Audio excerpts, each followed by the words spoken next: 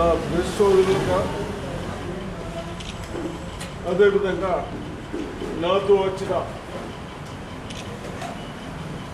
DCC president గారు కానీ గారు కానీ గౌరవ కానీ రైతు చైర్మన్ వ్యవసాయం కానీ రత్నాకర్ కానీ నగేష్ రెడ్డి గారు కానీ మా సాగర్ గారు అందరూ నమస్కారం.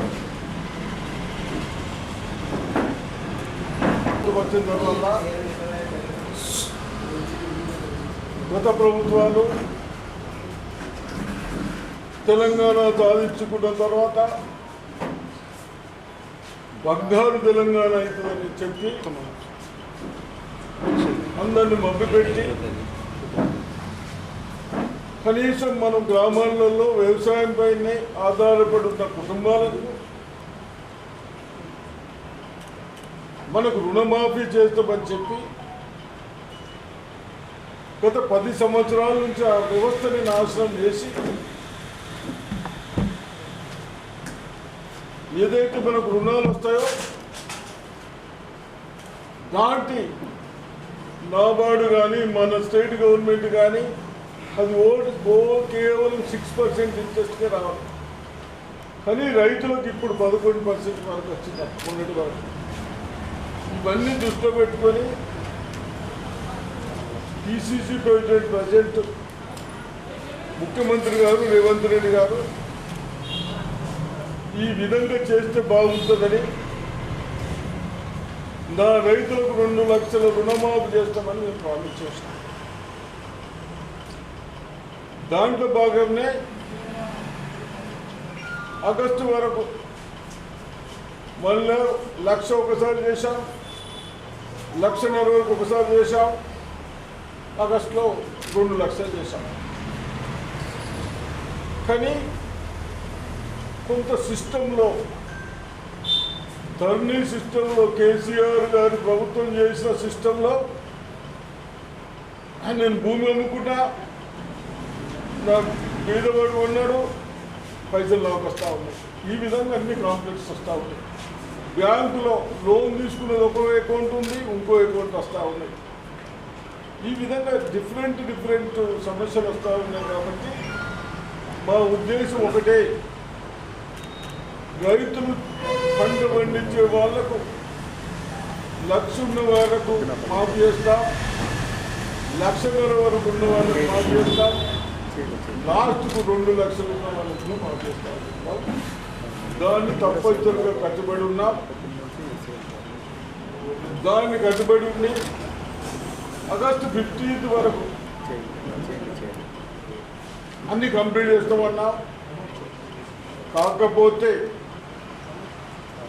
ఎక్కడ పోయినా డిఫరెంట్ ప్రాబ్లమ్స్ వస్తూ ఉన్నాయి. కాబట్టి తప్పనిసరిగా 2 days నుంచి 2 రోజుల నుంచి అగ్రికల్చర్ ఆఫీసర్స్ కానీ తహసీల్దార్లు కానీ ప్రతి గ్రామానికి తిరిగి మీ ఒపీనియన్, మీ బాధలు విని ఆ బాధలన్నీ పరిష్కరించుకున్న తర్వాత కూడా మీ లోన్ మీకు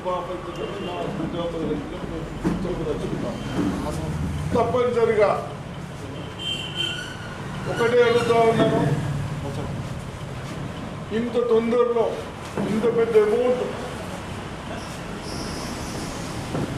మేము చేస్తూ ఉన్నాం కానీ మీ అందరికి వస్తలేవు. ప్రభుత్వం చేయడం తయారుంది కానీ కొన్ని సిస్టంలో ఇబ్బంది అవుతూ ఉందని బాధపడతా ఉన్నాం.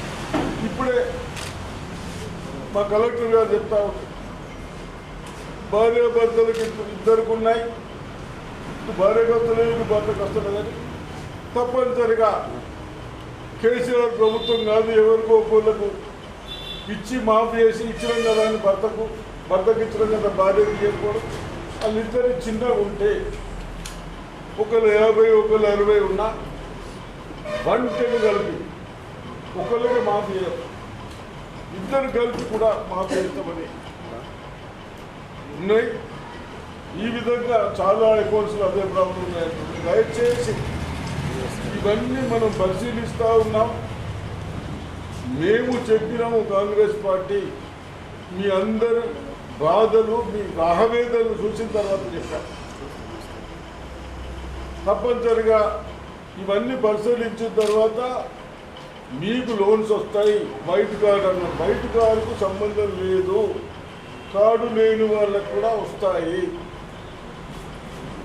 ఈ 2-3 ఇష్యూస్లలో క్లియర్గా ఇస్తున్నాము. ఇంకా ఏదైనా ఉంటే ఈ ప్రెస్ దృష్టికి వచ్చినా నాకు చెప్తే మన ప్రజలకు ఒక క్లియర్గా ఒపీనియన్ ఇంకోసారి నేను తయారున్నాను చెప్తాను. ఏదేమైనా ఆడియో మా ఆర్మూర్ ఆడియో నన్ను పెట్టున్నాం, తహసీల్దార్ తిరుగుతున్నాం, ఇట్లా అందరు తిరుగుతూ ఉన్నారు. తప్పనిసరిగా ఎటువంటి భయం పడే ఆందోళన లేదు. ఏదైతే మనకు 10 సంవత్సరాలు కనీసం ₹1,00,000 మాఫీ చెయ్యని దద్దమ్మను లక్షల కోట్లు మన పేరు మీద బాకీలు పెట్టి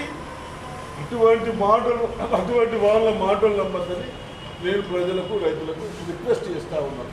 ఎస్, మేమున్నాం, లిఫ్ట్లు కట్టించినాం, డెవలప్మెంట్ చేసినాం, మెడికల్ కాలేజ్ కట్టాం, మోడల్ స్కూల్స్ కట్టాం. ఈ 10 సంవత్సరాల్లో బంగారు తెలంగాణ అనే వ్యక్తులు మరి ఏం చేస్తుందో చూపించాలని చెప్తా ఉన్నాం.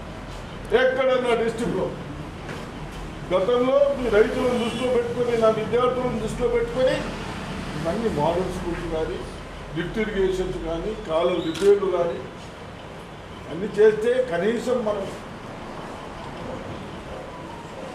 ఇది చిరుకొండ సైడు నేను ఉన్నప్పుడు 70% తయారు చేసిన కంప్లీట్ అయిన దాన్ని ప్రాధాన్యత చేయాలి. గ్రాంట్ కూడా కంప్లీట్ చేయక దాన్ని ఏదో 3,000 కోట్లతో ఇదంతా అడిపోతుంది. కానీ దయచేసి అది మందు మాట్లాడాలని ఈ రైతులకు నేను ధైర్యంగా ఉండండి. తప్పనిసరిగా భార్యాభర్తలు ఉన్నది కూడా మీ ఇద్దరు కలిపి, అదే కేసీఆర్ ప్రభుత్వం ఉంటే నీకు భార్య మాఫ్ చేసిన భర్తలు మాఫ్ చేసిన భార్య, ఇది కాదు, ఇద్దరిని కలుపుతామంటున్నాం. ఇంకా క్లియర్గా చెప్తా ఉన్నాను. దయచేసి ఆవేదన చెందని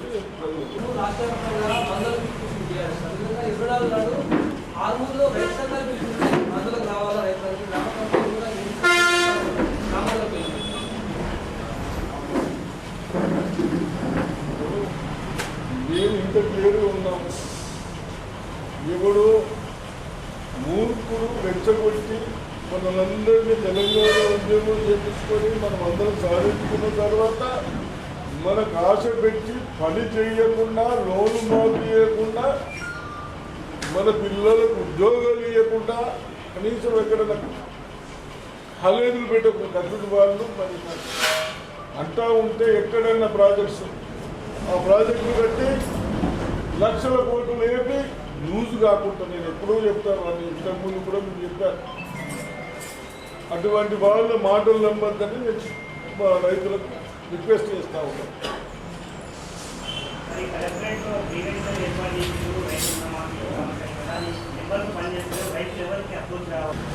గ్రామం తిరుగుతూ ఉన్నా అయినా మీరు ప్రతి తహసీల్ ఆఫీస్లో ఇచ్చుకోవచ్చు, అవసరమైతే కలెక్టర్ దగ్గర ఇచ్చుకోవచ్చు, అదేం కాదు. మేము కూడా ఉంటాం. ఇక్కడ ఇబ్బంది ఉంటే వీళ్ళకి అన్యాయం అవుతుందని సాల్వ్ చేసుకుంటాం. నేను ప్రాబ్లం లేదు. ఇప్పుడు నేను అడగలే రైతులు, మేము ఇస్తామని నాకు సాల్వ్ చేసుకోవాలి అడగలేదు. మేము అన్నాం దాంట్లో ఉన్నాం కట్టుబడి, కానీ డిఫరెంట్ ప్రాబ్లమ్స్ వస్తున్నాయి. అవి నా చేతులు ఆఫీసర్స్ బ్యాంక్ అన్నారు, బ్యాంక్ అన్నారు, తెలుగులో బ్యాంక్ ఉన్నారు. వాళ్ళ మిస్టేక్ చేయడం మన అందరూ సంప్రదిస్తాం, అది ఎక్స్ప్లెయిన్ చేస్తాం. ఇటువంటి పార్టీ మీద ఉంటుందని రిక్వెస్ట్ చేస్తాం. దయచేసి మీ కృషి వాళ్ళు కూడా వాస్తవాలు రాయండి. ఈ దుర్మార్గులు ఎవరైనా ప్రజలు రెచ్చగొట్టే పని చేస్తే కరెక్ట్ కాదని రాయండి. అప్పుడు మనకు మంచి మెసేజ్ పోతుందని నేను రిక్వెస్ట్ చేస్తాను. ప్రతి మండలానికి ఒక నోడల్ ఆఫీసర్ వేసినాం. ఎందుకంటే మీరు అనే కలెక్టర్ ఆఫీస్కి వస్తే నెంబర్లు పనిచేసిన ఇవన్నీ ఉండకుండా సుదర్శన్ రెడ్డి గారి చొరవతోటే ఈరోజు కలెక్టర్ గారు ఇమ్మీడియట్లీ 16వ తారీఖు నాడు నోడల్ ఆఫీసర్లను అనౌన్స్ చేసింది.